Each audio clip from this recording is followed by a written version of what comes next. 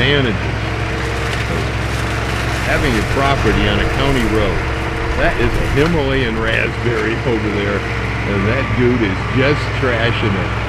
Oh man, and I've tried a few times with herbicide.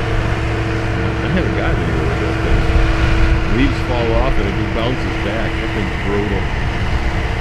Anyway, I see that the county is out here on my tax dollar improving my ocean view.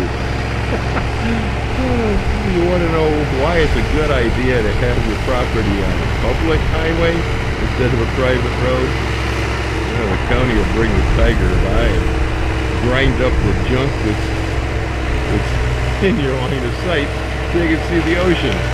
Unfortunately, today it is so cloudy we can't see the ocean anyway.